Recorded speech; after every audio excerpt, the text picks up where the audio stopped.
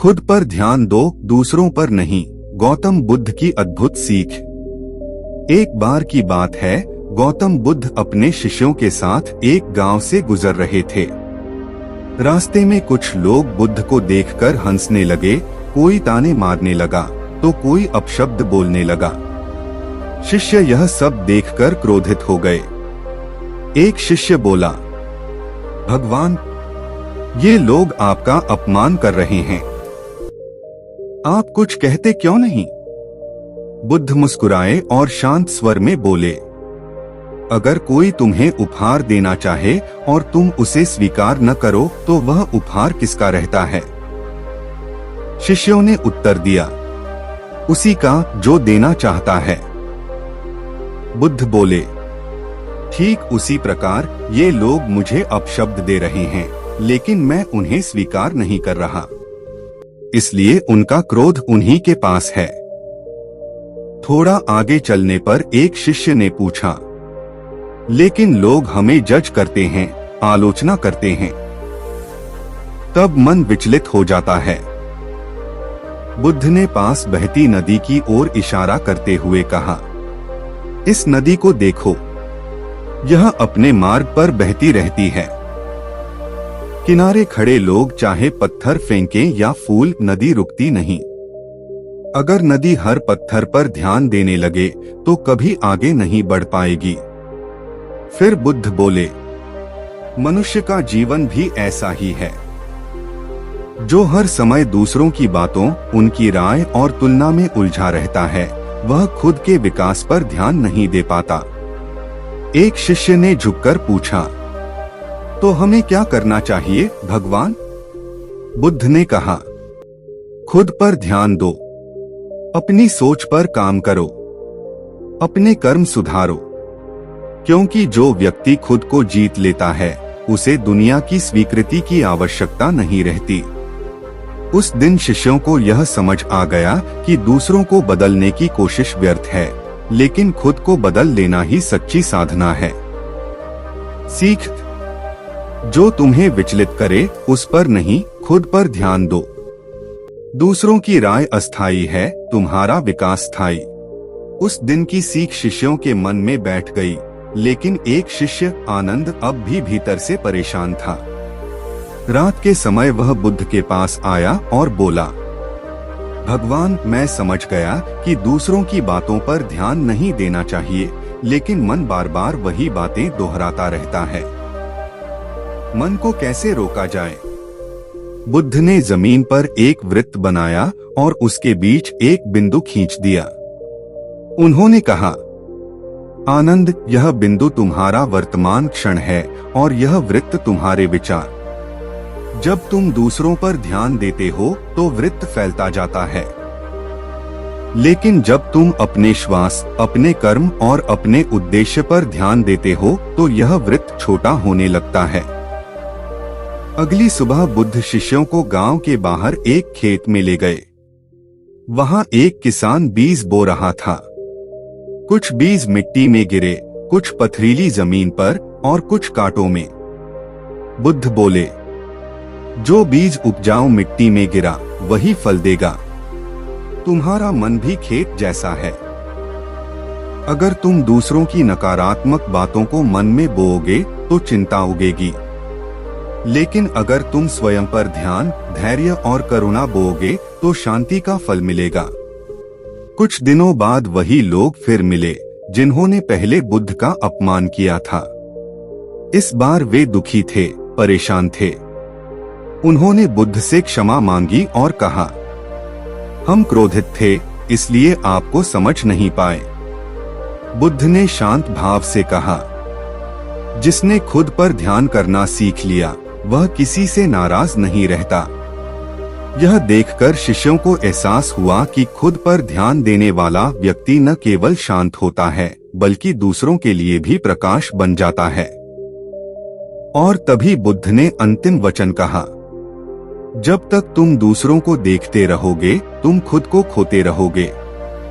जिस दिन खुद को देखने लगे उसी दिन जीवन बदल जाएगा।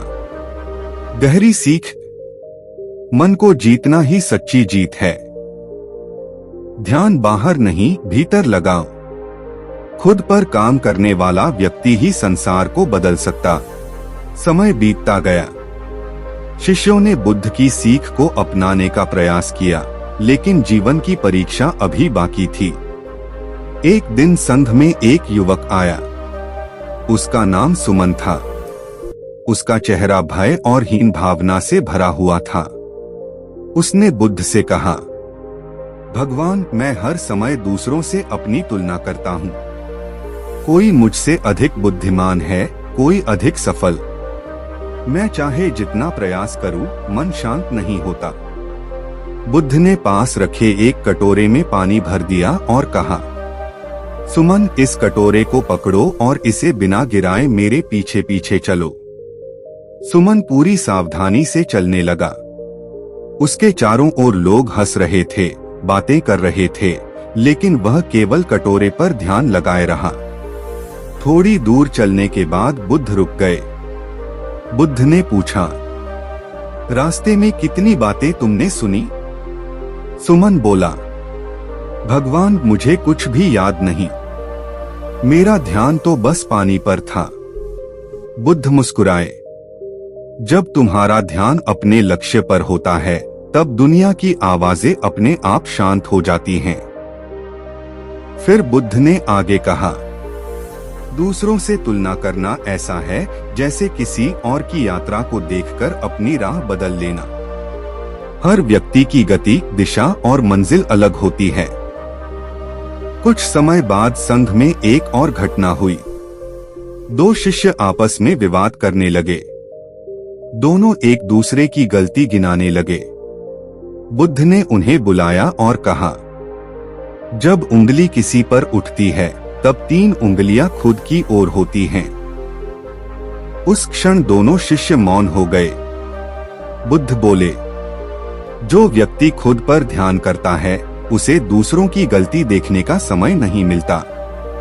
उस दिन संघ में गहरा सन्नाटा था, लेकिन उस सन्नाटे में एक नई समझ जन्म ले चुकी थी। शांति तब आती है जब ध्यान बाहर से हटकर भीतर आ जाता है। अंतिम संदेश, तुलना छोड़ो, विकास शुरू होगा। खुद पर ध्यान सच्ची स्वतंत्रता। जो स्वयं को सुधारता है, वही संसार को प्रेरित करता है। कुछ वर्षों बाद वही संघ दूर दूर तक प्रसिद्ध हो गया। लोग वहां शांति पाने आते थे। लेकिन प्रसिद्धि के साथ एक नई समस्या भी आई, अहंकार। एक दिन एक शिष्य बुद्ध के पास आया और बोला, भगवान, लोग मेरी प्रशंसा करते हैं। कहते हैं मैं आपसे भी अधिक प्रभावशाली बोलता हूँ।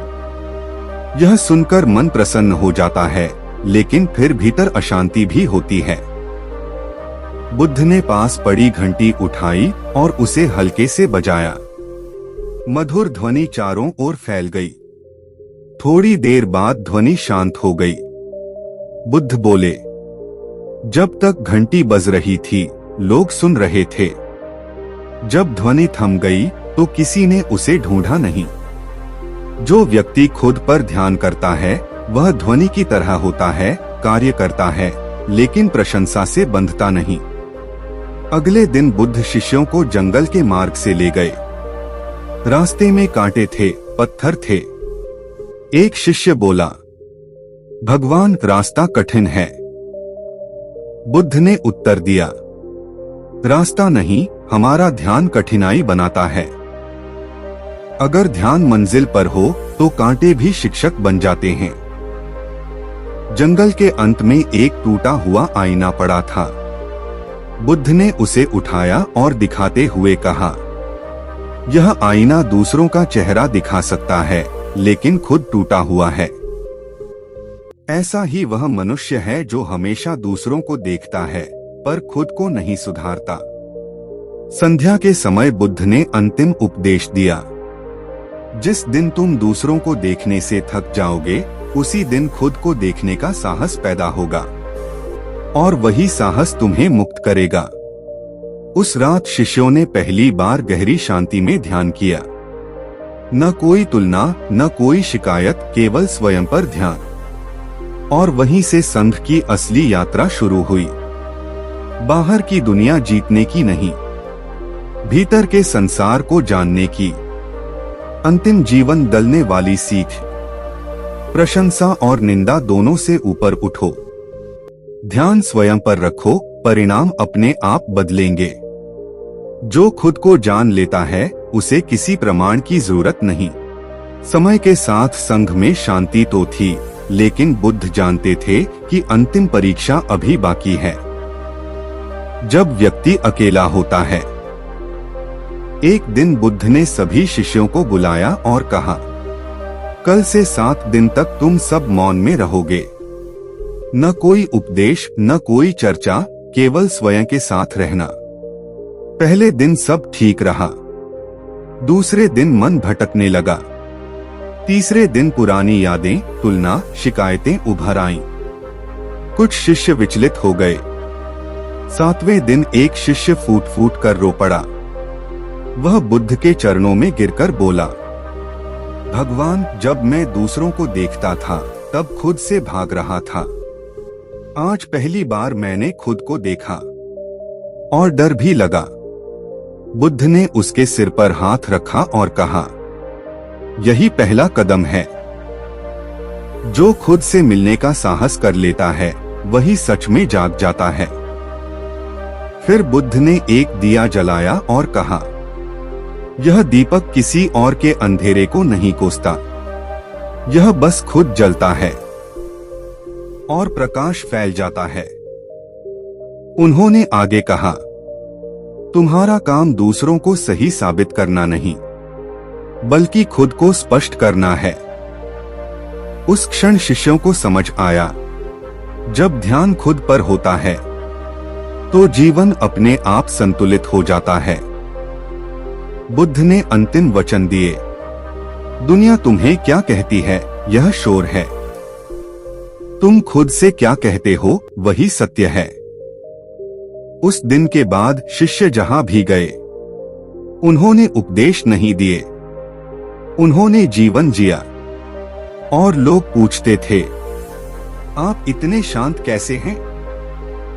वे मुस्कुराकर कहते, हमने दूसरों को देखना छोड़ दिया है, अब हम खुद को समझते हैं। अंतिम जीवन संदेश। अकेलापन कमजोरी नहीं, जागरण है। खुद पर ध्यान आत्मशक्ति। जो स्वयं को जान ले उसे दुनिया की मंजूरी नहीं चाहिए। कई वर्ष बीत गए। शिष्य अलग अलग दिशाओं में चले गए, लेकिन बुद्ध की एक सीख उनके साथ सदा रही, खुद पर ध्यान। एक दिन एक वृद्ध शिष्य वापस लौटा। उसके चेहरे पर थकान थी, आंखों में प्रश्न। उसने बुद्ध से कहा, भगवान, मैंने लोगों को उपदेश दिए, उन्हें सही राह दिखाने की कोशिश की, लेकिन अंत में मैं खुद ही थक गया। बुद्ध ने उसे पास बैठाया और पूछा, जब तुम यात्रा पर निकले थे तब दीपक किसके हाथ में था? शिष्य बोला, मेरे। बुद्ध शांत स्वर में बोले, फिर तुम रास्ता क्यों भूल गए? शिष्य मौन हो गया। बुद्ध ने आगे कहा, जो व्यक्ति दूसरों को रोशनी दिखाने में लग जाता है, अक्सर अपना दीपक जलाना भूल जाता है। फिर बुद्ध उसे एक पहाड़ी पर ले गए। वहां से पूरा गांव दिखाई देता था। लोग भाग रहे थे, झगड़ रहे थे, तुलना कर रहे थे। बुद्ध बोले, देखो, ये सब अपने अपने दुख में उलझे हैं। अगर तुम हर किसी का बोझ उठाने लगो तो अपने कदम कैसे बढ़ाओगे? शिष्य की आंखों से आंसू बह निकले।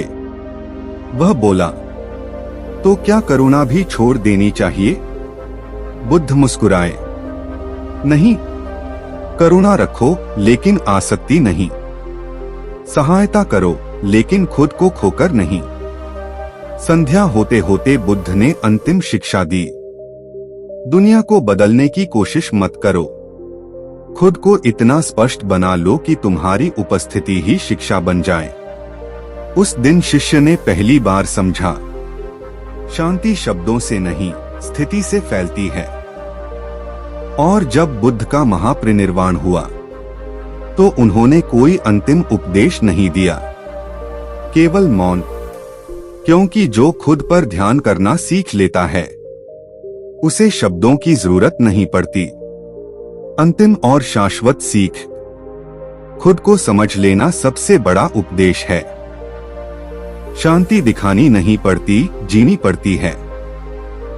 ध्यान बाहर नहीं, भीतर रखो, यही मुक्ति है। बुद्ध के महापरिनिर्वाण के बाद संघ में गहरा मौन छा गया। कोई रो नहीं रहा था, कोई बोल नहीं रहा था, क्योंकि शिष्य जानते थे बुद्ध शब्दों में नहीं, समझ में जीवित हैं। कुछ समय बाद वही शिष्य अलग अलग नगरों में पहुंचे। लोग उनसे पूछते, हमें क्या करना चाहिए? दुनिया बहुत कठोर है। शिष्य कोई लंबा उपदेश नहीं देते, वे बस इतना कहते, पहले खुद को समझो। एक नगर में एक राजा आया। उसने कहा, मेरे पास सब कुछ है, फिर भी मन अशांत है। लोग मेरी निंदा करते हैं, आलोचना करते हैं। एक शिष्य ने राजा से पूछा, आप रोज आईने में क्या देखते हैं? राजा बोला, अपना चेहरा। शिष्य शांत स्वर में बोला, तो फिर आप दूसरों के मन में झांकने की कोशिश क्यों करते हैं? राजा स्तब्ध रह गया। धीरे धीरे लोगों को समझ आने लगा, जो व्यक्ति दूसरों की सोच में उलझा रहता है वह अपनी शक्ति खो देता है। एक गांव में एक स्त्री आई। वह बोली, लोग मुझे कमजोर कहते हैं। शिष्य ने उत्तर दिया, कमजोर वह नहीं जिसे लोग कुछ कहें, कमजोर वह है जो उन बातों को सच मान ले। उस दिन पहली बार उस स्त्री की आंखों में आत्मविश्वास चमका। समय बीतता गया। लोगों ने देखा, ये शिष्य न किसी से बहस करते हैं, न किसी को गलत साबित करते हैं, वे बस अपने कर्म पर ध्यान रखते हैं। और वही ध्यान दूसरों के लिए दर्पण बन जाता है।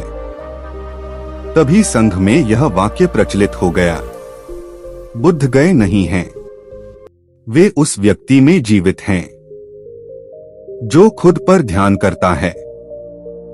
और यही कहानी एक नई शुरुआत बन जाती है, क्योंकि हर युग में, हर जीवन में यह सीख फिर से जन्म लेती है। जब तुम दूसरों को देखना छोड़ देते हो, तब तुम खुद को पाना शुरू करते हो। शाश्वत संदेश, शांति विरासत में नहीं मिलती, अभ्यास से आती है। दुनिया बदलने से पहले खुद को देखो। बुद्ध बाहर नहीं, तुम्हारी जागरूकता में हैं।